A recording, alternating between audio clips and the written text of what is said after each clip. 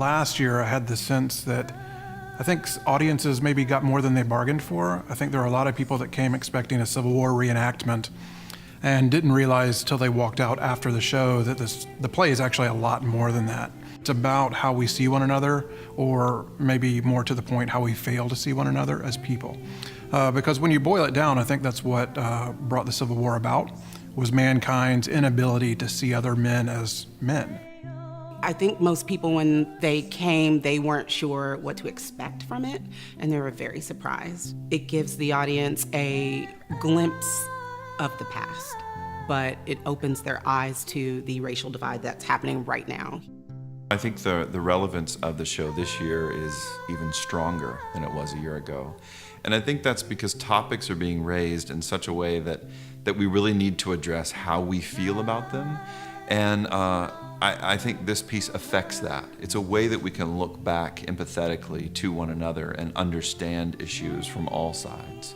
The alchemy that happens is you portray all these people as real, human, complicated people, and out of that, hopefully something that's true emerges about not only them, but about me and about you and anybody that's watching it.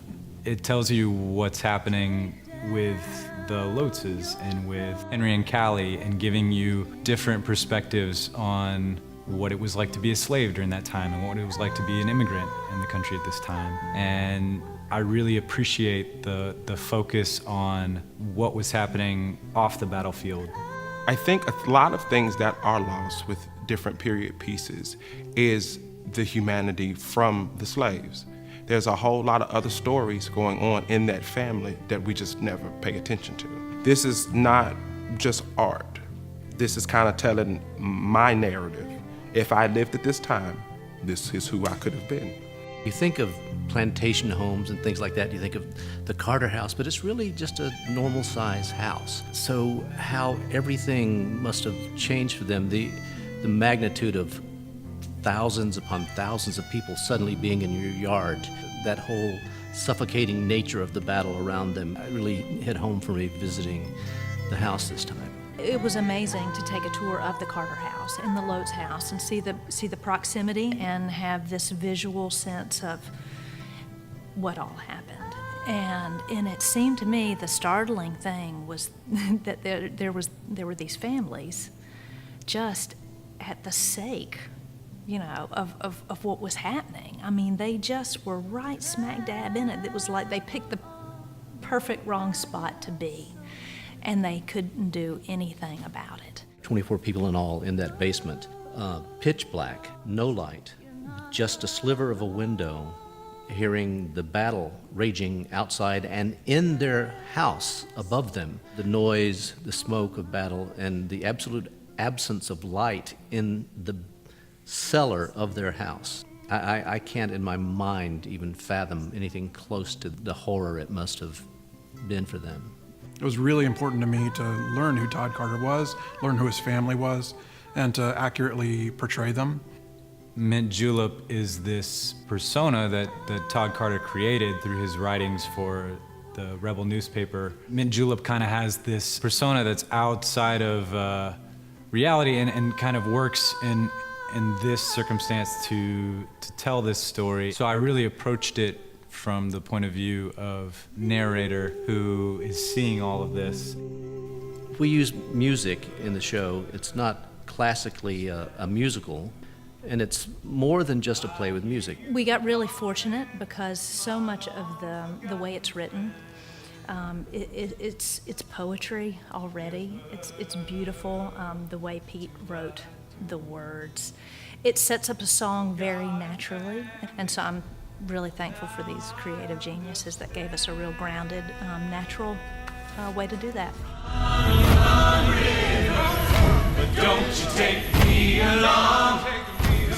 My hope for this piece is that people can walk away with having some kind of a connection to this show, something that they can connect to that is ringing true for them in their lives. Thinking about all that's going on with the world in these uncomfortable and painful moments and events from our past and our history that we oftentimes don't want to look at, but it's through looking at them that we truly are able to gain a clearer vision of what happened in our past and a better grasp on how not to go back to those places. We need that cathartic experience. I hope it's that, in all the right reasons that it needs to be. I feel like this piece of art would be a good tool to use as part of the conversation. As far as healing, where do we go from here? It is definitely honest and open communication.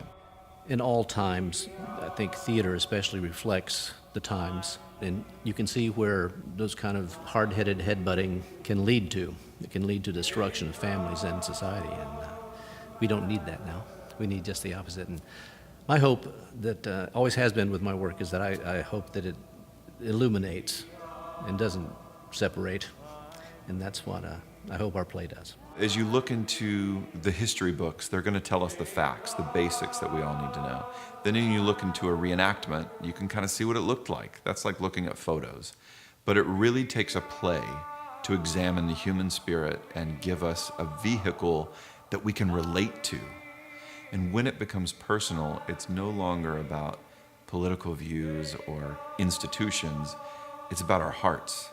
It's about how we need to change our hearts and how our hearts can really seek unity of a community, unity of a nation. As an artist, as a writer, it's a rare and special privilege to have the opportunity for your work to be heard in a context so specifically for which it was written.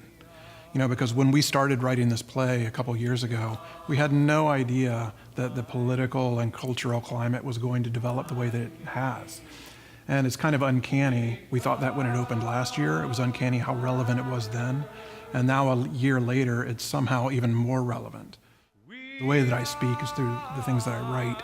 And so this is just this amazing instance in which I happen to have written the thing that I wanted to say at exactly the time that it needed to be heard.